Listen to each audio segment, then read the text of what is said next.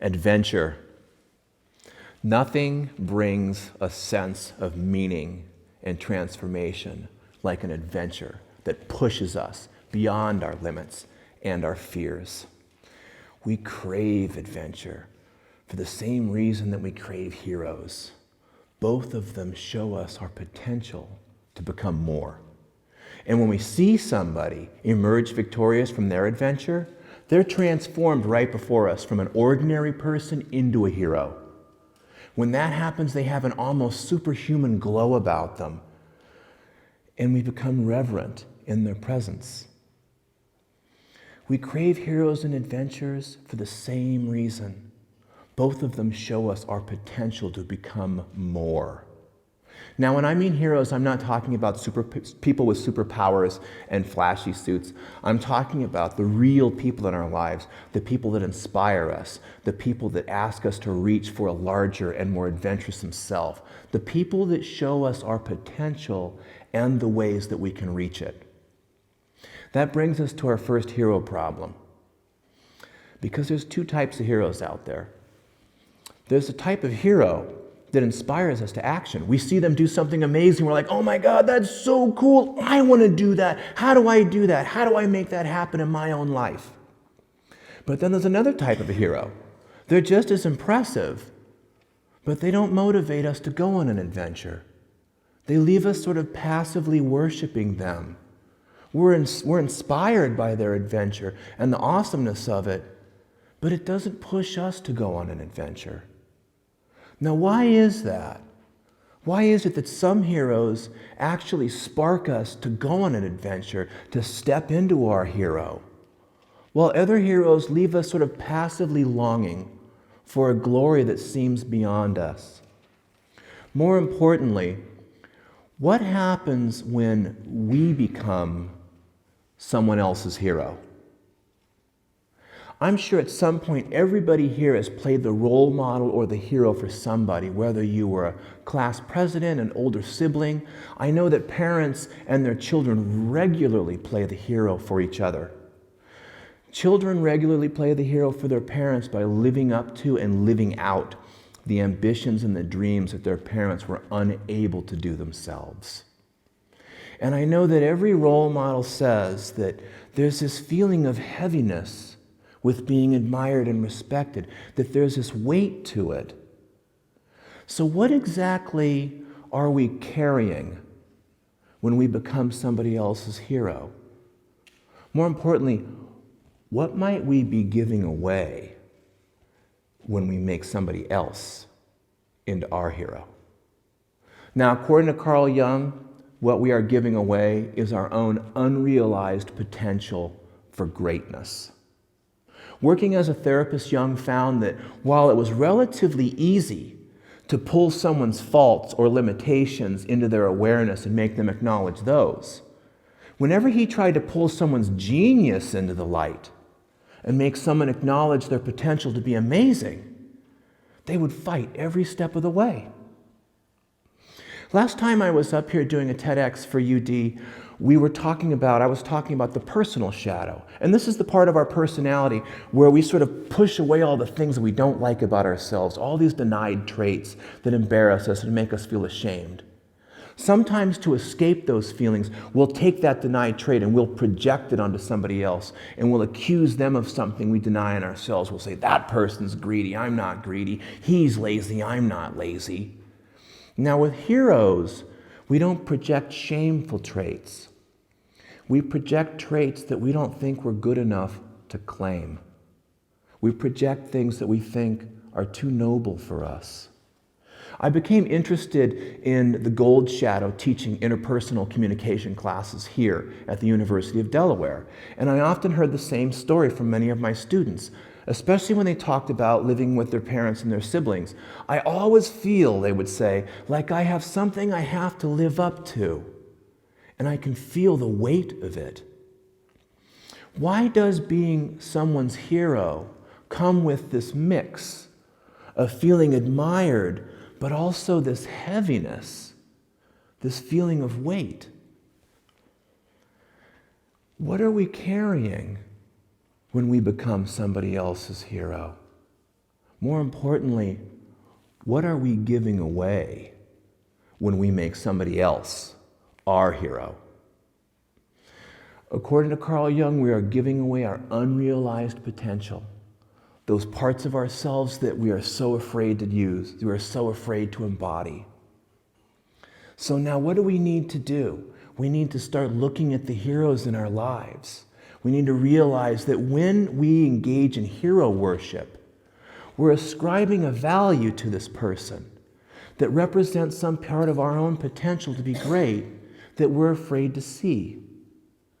Why do we resist the gold shadow so fiercely?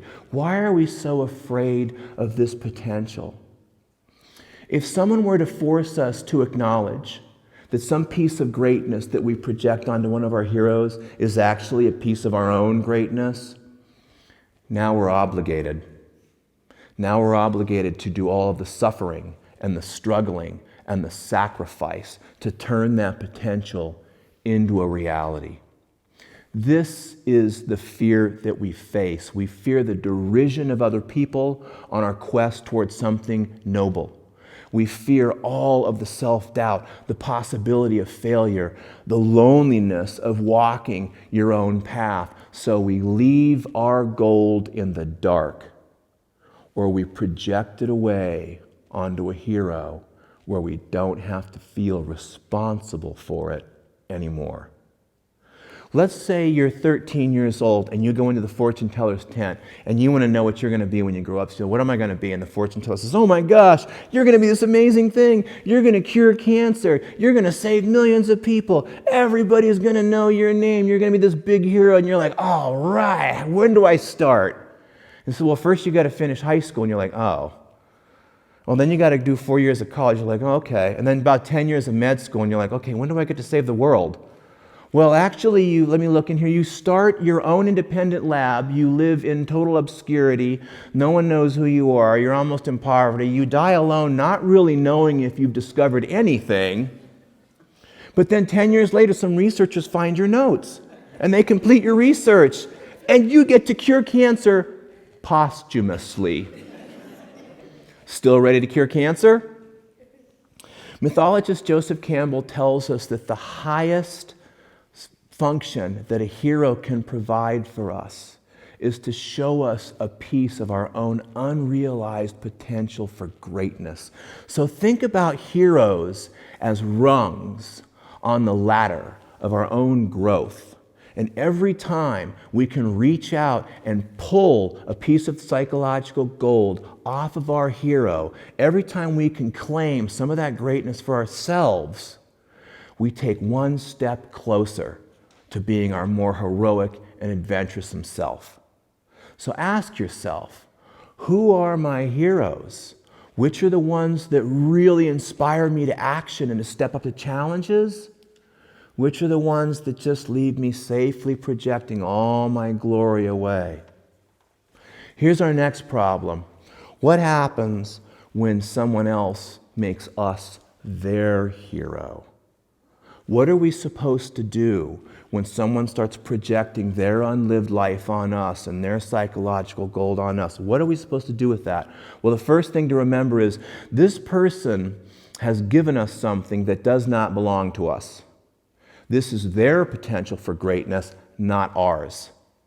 They have entrusted us to carry it for them, to model it for them, and to hopefully help them to develop until they can take those capacities on for themselves.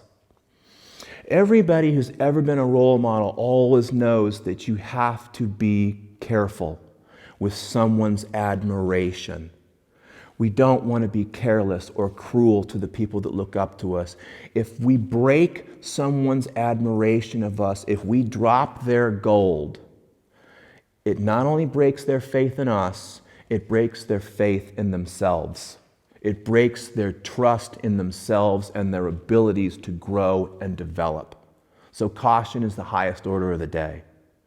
Now, obviously, somewhere along the line, we have to give this potential back. This does not belong to us. We have to give this gold back to this person.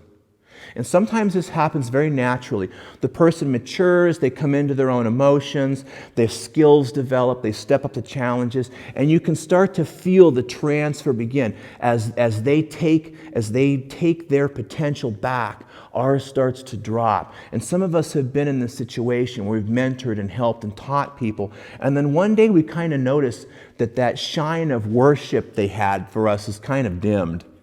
We're not all that anymore. They're grateful. They appreciate us. But this transfer is complete now. They've taken back their potential, and we're not so special. Now, sometimes that might feel a little bit deflating, but that's when you know your job is done. You've showed this person their potential, you've helped nurture them, and they've risen to it and taken it, and now they're leaving with what is theirs. It's a delicate balance. It's nurturing, it's encouraging, it's pushing, and gradually it's actually abandoning somebody to their own developing resources. We can tell when it's too soon as well, because we might try to give the person back their goal before they're ready, and you just see their respect for you skyrocket along with their fear. And that's when you know, okay, this person needs a little more time. We need a little more patience with this person. But when it happens, and many of us have seen it happen, it's so amazing. We watch people go from self-conscious to confident. We watch people go from unsure to taking on new challenges. We see people develop beyond our expectations, beyond their expectations. And it is so gratifying to know that you can be part of that person's story. It's also, for my money, the truest test of leadership. Not merely being able to inspire somebody to follow our ideas or our ideals, but to help someone grow, to help someone develop, to show somebody the potential they really have, and then give them the tools and the time to make that potential into a reality. That's a hero's job, to carry the unlived capacities of others and to inspire them to take those capacities on for themselves. So, our task comes down to 3 things.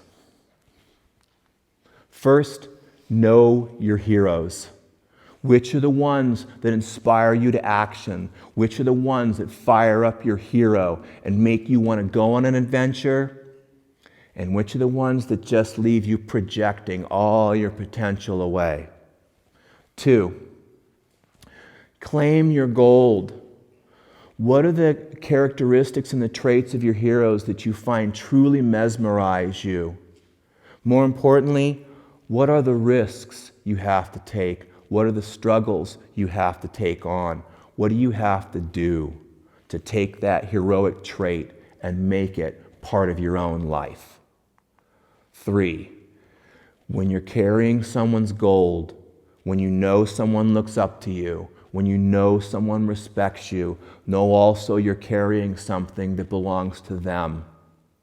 Find the right way and the right time to give it back to them. Every day is another test of our potential and moreover our resolve to live out our potential. And every day we have the power to empower others to step into their hero and step into their adventure. Thank you very much.